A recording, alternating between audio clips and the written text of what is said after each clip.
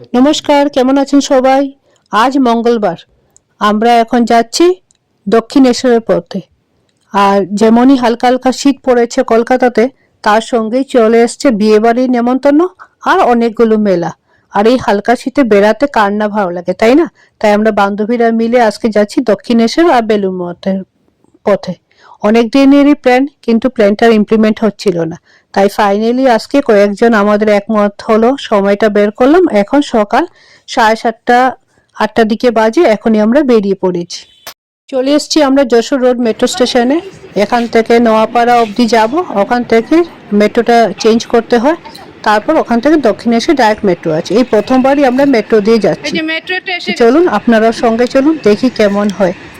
এই করোনার পর একবার গেছিলাম, আর এখন অনেকদিন পরই বেলুড় মঠ যাওয়া হচ্ছে। দক্ষিণেশ্বর তো প্রায়ই যাওয়া হয়, কিন্তু বেলুড় মঠের প্ল্যানটা সবসময় হয় না। আর ইচ্ছে আছে ওখানে গিয়ে ভোগটাও খাবো। দেখি যদি সময়ে হয় তাহলে ভোগটাও খাবো আর আপনাদেরকেও দেখাবো। এটা নতুন মেট্রো রুট, যেটা এয়ারপোর্ট থেকে কানেক্ট হয়। তো এখানে আমাদের অনেকেরই ফার্স্ট টাইম অভিজ্ঞতা। এক দুজন আছে যারা আগেও গেছিল, তো আমাদের ফার্স্ট টাইম। আমি ফার্স্ট টাইম যাচ্ছি।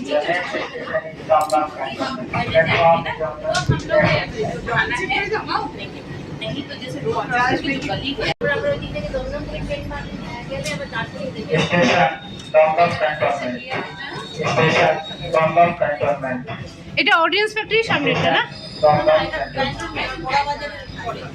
না না, গোড়াবাজার পরে তো দিদি দমদম হবে। এটা তো অডিয়েন্স ফ্যাক্টরির সামনে স্টপেজটা। একদম ঠিক।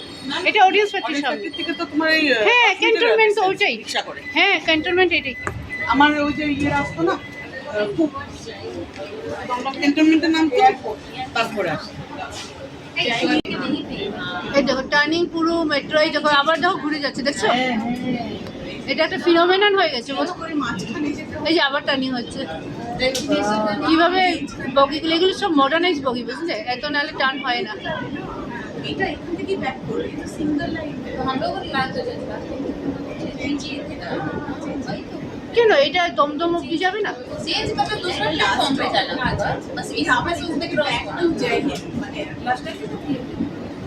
না হ্যাঁ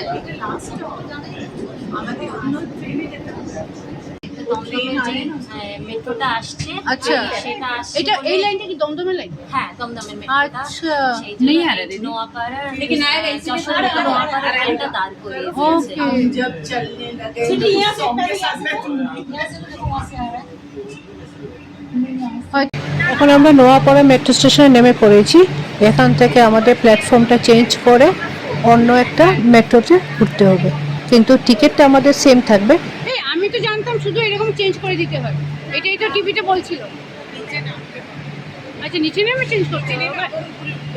ও আবার আচ্ছা, মানে আজকে এক্সারসাইজ করিয়ে না দিদি, আজকে হাঁটতে লাগবে না সন্ধ্যার সময় তোমার? কে হেমন্ত শর্মা?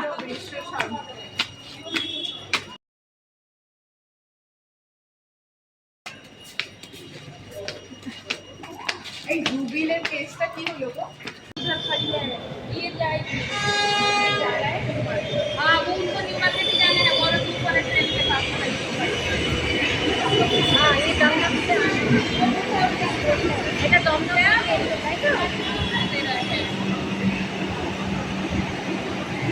না আমরা কিন্তু ছেড়ে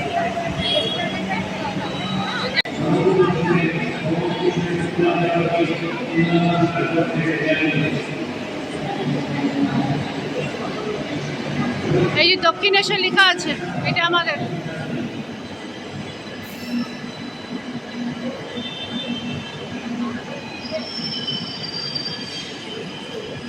সামনের দিকটা খালি ছিল।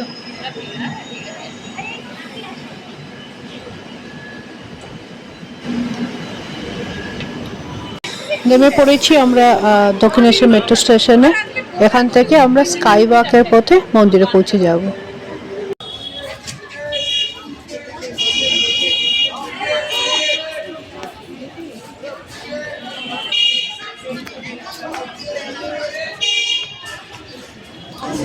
এখন আমরা স্কাই ওয়াক দিয়ে যাচ্ছি দক্ষিণেশ্বর মন্দিরের দিকে।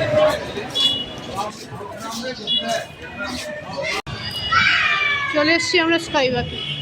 এই স্কাই ওয়াকটা অনেকটাই লম্বা, তাই কমফোর্টেবল শুজ পরতে ভুলবেন না। আর যদি স্কাই ওয়াকটা অ্যাভয়েড করতে চান তাহলে নিচে রিক্সা পেয়ে যাবেন, ওটা দিয়ে মন্দিরের মেন গেট অব্দি পৌঁছে যেতে পারে।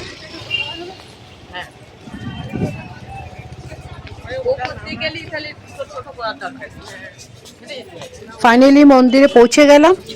এখন আমরা এখানে মোবাইল ডিপোজিট আর ব্যাগ ডিপোজিট করতে হয়। পার্সটা আপনারা রাখতে পারবেন, আর সঙ্গে জুতো রাখবো, রেখে আমরা ফুলের ডালা নিয়ে মন্দিরে দর্শন করব।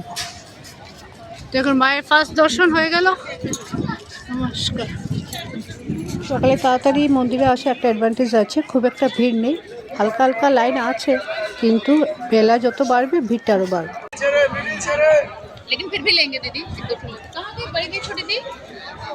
আমাদের খুব ভালো দর্শন হলো, অনেকক্ষণ ধরে মাকে দেখতে পেলাম, পুজো দিতে পারলাম। তারপর বাকি মন্দিরগুলো ঘুরে এখন আমরা চলে এসেছি, মোবাইল ব্যাগ সব কালেক্ট করে রওনা দেবো এবার বেলুড়ের পথে। তার আগে ইচ্ছে আছে গঙ্গা ঘাটের দিকে যাওয়ার, কিন্তু মনে হয় না সময় হবে।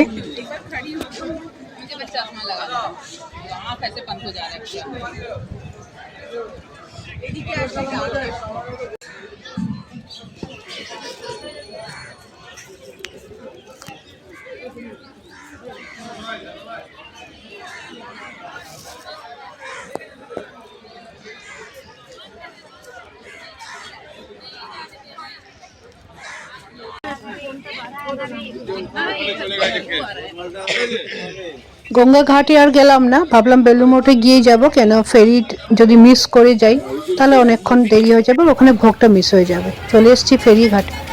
জনপ্রতি 11 টাকা করে টিকিট নিলাম। ভেতরে ঢুকে জানতে পারলাম এখন নাকি যে ফেরিটা রেডি আছে ওটা নাকি ফুল হয়ে গেছে, তাই নেক্সট ফেরি নাকি আর 8 ঘন্টা 40 মিনিট পর ছাড়বে। তাই আমরা সবাই মিলে ডিসিশন নিলাম যে এখন ফেরির জন্য আর ওয়েট না করে আমরা টোটো বা কিছুটা করেই আমরা বেলুড় মঠে চলে যাব। এবারের জন্য ফেরি আর চড়া হলো না। হ্যাঁ, আর ইয়ার রাইট, ওই রুটটা মনে থাকে না। বুঝে যাবে না? অটো দিয়ে কত সময় লাগে? 1-150 টাকা দিই না? আর আদ্যাপীঠটা কত দূর? একই জায়গায় না? আদ্যাপীঠ যাওয়া হয়নি আমার, যাবো। হ্যাঁ, এই দেখো আদ্যাপীঠ 12টার সময় বন্ধ হয়েছে। হ্যাঁ, বন্ধ, ভোগের জন্য।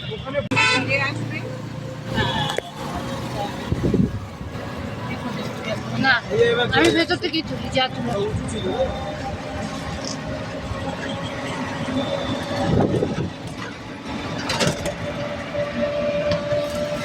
এই যে দক্ষিণেশ্বর মন্দিরটা। না, ওই যে যাচ্ছে, নাকি এটা ডুবেই গেছে। আগে এখানে ভিড় থাকতো। আমরা যখনই মানে তোমার ইয়েতে যাই, হ্যাঁ, কলকাতা ছাড়লেই তো এদিকে।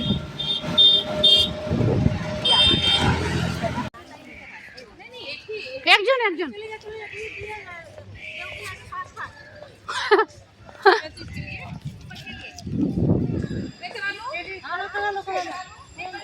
পৌঁছে গেলাম বেলুড় মঠে। এখানে আসতে খুব ভালো লাগে, এত গ্রিনারি দেখে মনটা ভরে যায়। আমাদের টোটো চার্জ নিল 250 টাকা করে, আমরা সবাই একই টোটোতে চেপে চুপে চলে এসেছিলাম।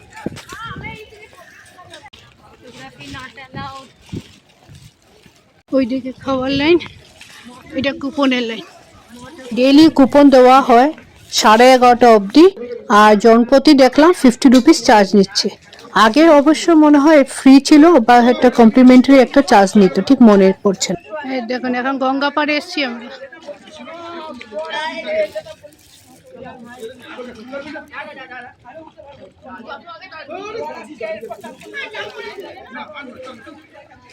এবার বেলুড় মঠে এসে দেখলাম অনেক কিছু সিস্টেম চেঞ্জ হয়ে গেছে।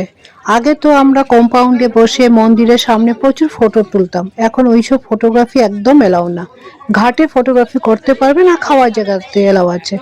মন্দিরে হয়তো রিল ফিল বানাতো, তাই জন্য টোটালি ব্যান। এইসব ভিডিও আমরা আগে যখন গেছিলাম লাস্ট টাইমের ভিডিওটাই আপনাদের জন্য তুলে ধরলাম। মেন মন্দিরে থাকা এই ঠাকুরের প্রতিমা আর অন্য প্রতিমাগুলো, এগুলো গুগল থেকে নিলাম আপনাদের জন্য। ভেতরে কোনো সময় ফটোগ্রাফি এলাও ছিল না, আগেও ছিল না, এখনো নেই।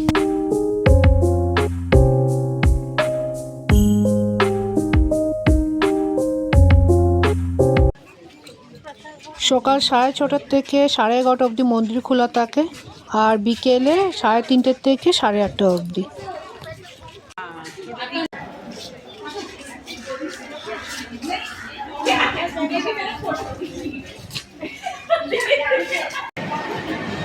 এবার আমরা প্রসাদ খেতে এসে গেছি। এই দেখো ফুল হলটা। মায়ের ছবিটা নাও। হ্যাঁ দাঁড়ো।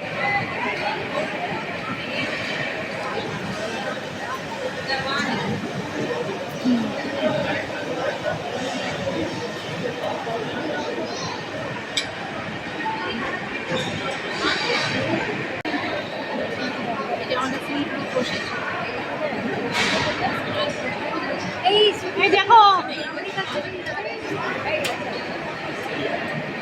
রাখিনি রাখিনি এই রাখি রাখি।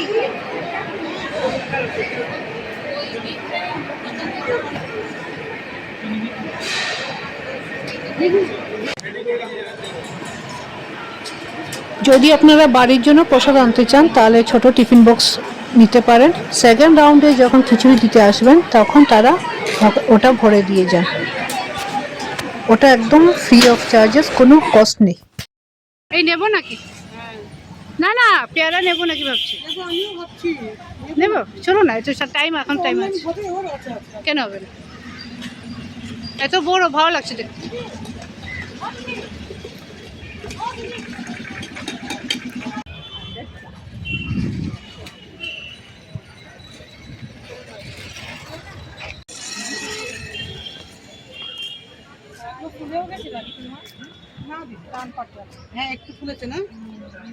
মন্দির থেকে এখন আমরা বেরিয়ে গেছি, এবার বাড়ি পথে রওনা দেব।